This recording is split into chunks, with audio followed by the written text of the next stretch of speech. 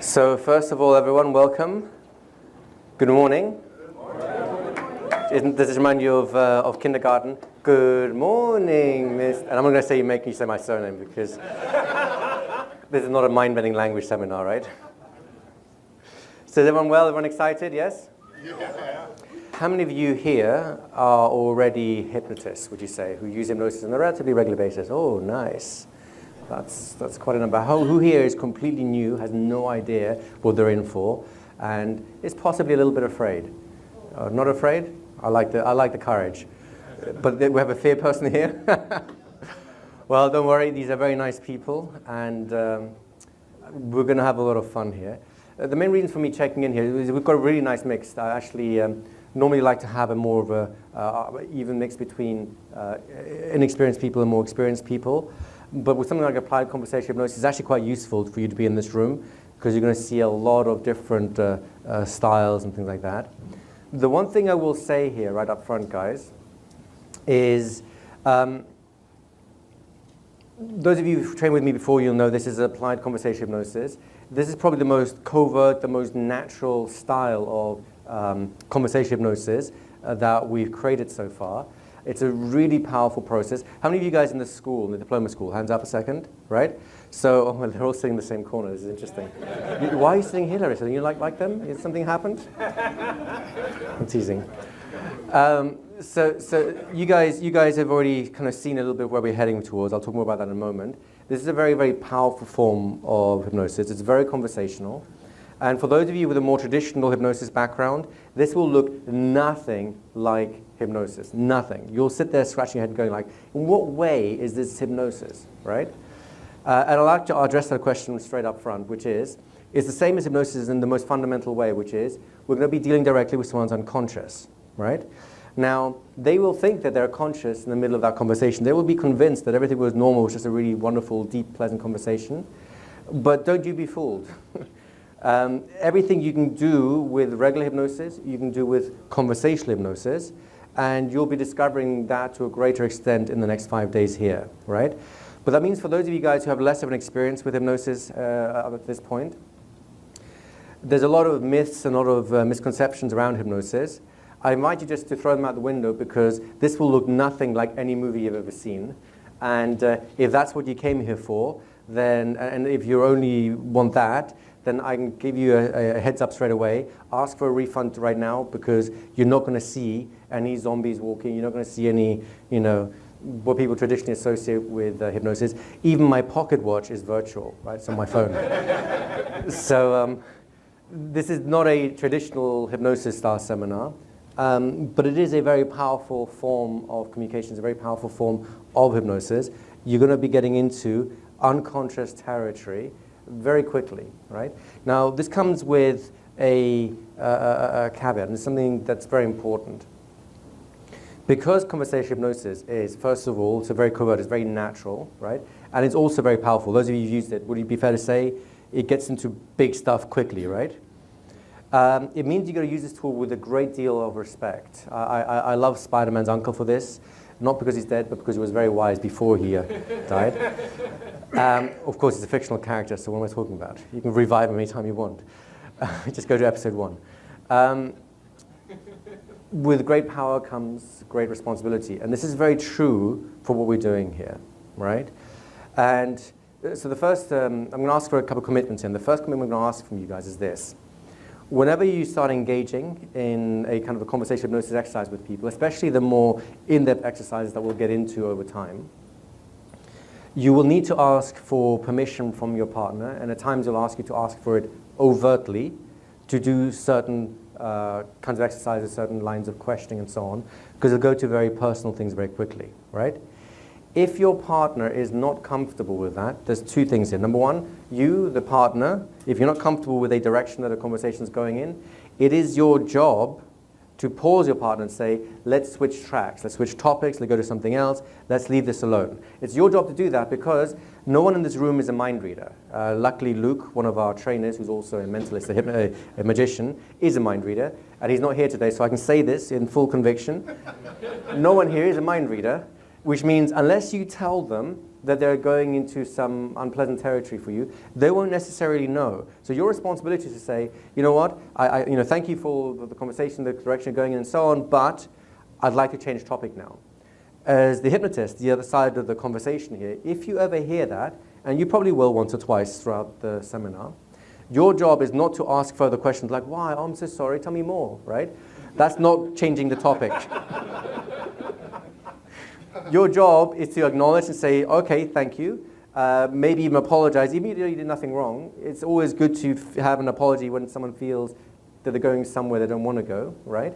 I'm sorry about that. And then you switch topics. You don't mention it again. It's a very, very important rule because the doors we can open otherwise need to be opened only with consent. And we'll show you how to get consent in public conversations as we continue on. But before we get there, and even once we got there, this is new stuff, right? So I expect fully that some people will make mistakes on the ways. The mistake is not a problem, right? The problem is, once you've made the mistake, are you going to compound it or are you going to correct it, right? So if someone says, let's change topic, your job is to say what? Sure, that's 3 of you. Okay, you guys can stay. So let's start this first of all with a show of hands. Show of hands, who is okay with stopping the conversation instantly if it's not going in the direction for the partner? Excellent, right? Anyone here not put their hand up? Put your hand up if you didn't put your hand up before. Yeah, you don't want to be singled out, do you? That's good. And then the flip side is also true. If something starts going into uncomfortable territory for you, are you okay with saying, no, thank you, let's change topic? And you don't have to be unpleasant about it, you can just say, let's change topic. That's all you have to say, right? And everyone will get the meaning of that. Is everyone okay with doing that too, right? Anyone here doubt or hesitate on that one? Right? This is very important ground rules. And I emphasize this more here than in other places because the thing about conversation hypnosis is there is no formal distinction between when you're doing it and when you're not. That's the whole point of it, right? When you're doing formal hypnosis, there is a clear ritual that separates normal reality from hypnotic realities, right? And those rituals are good for safety because when people say, you know what, I don't like this ritual, they'll pop out and they'll break the ritual as a symbolic act of saying, I'm not feeling comfortable going in this direction, right? That doesn't exist in conversation hypnosis because there's no formal contract for it, which means we have to be that much more aware of where we're going with things. And our ethics really have to be much more tuned up to when we use it and when we don't use it. And you get the sense of what we're saying here. Is that right, guys? Have I emphasized this enough, or shall I spend another half an hour going over this?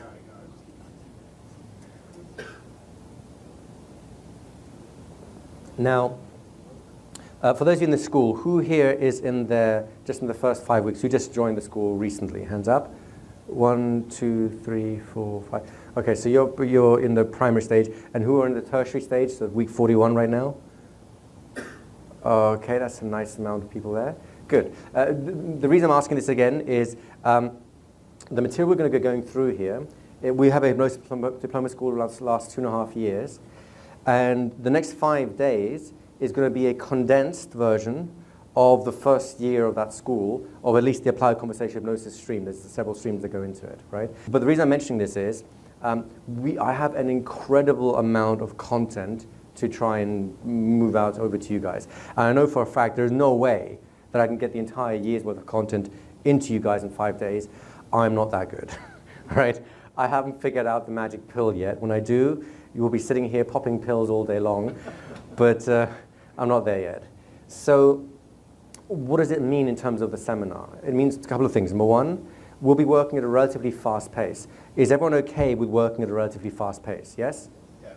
Number two, there's going to be a lot of skills that we're building incrementally, skills that require drills to internalize before they become natural. Some of those skills will already be natural to you in terms of your conversational style. So you're okay, that you tune yourself to how you normally do it, and then you'll be good to roll. Other skills will develop sensitivities you may not yet have. And those are the skills or the drills that you'll probably have to take home and carry on practicing to get smooth with it. You will probably get good enough at them here to get a taste of how applied conversation hypnosis looks, feels, behaves, and works for you, right? But again, this is not a magic pill. You need to go home and take these skills and develop them so they become finely tuned, natural part of your communication style. Does it make sense, guys? Right? So the reason I mention this, of course, is because at some point you might feel like, oh, I'm not sure, I'm getting this, I'm a little bit lost, a little bit behind. That feeling is just a question of going back to an earlier stage and drilling in the foundations a bit more solidly before the next stage becomes easier. Every step is actually very easy, right? Those of you who've got towards the end of the ACHC so far, would it be fair to say that once you get the foundations, the next set of skills are relatively easy? And it gets tricky when the pace is a bit faster, then the foundation's not quite solid, right? I fully expect that to happen at some point over the next 5 days. Rest assured, at the end of the 5 days, you will still walk home with an incredible skill that will take your conversations to the roof. It'll be night and day when you leave here. That I can promise you.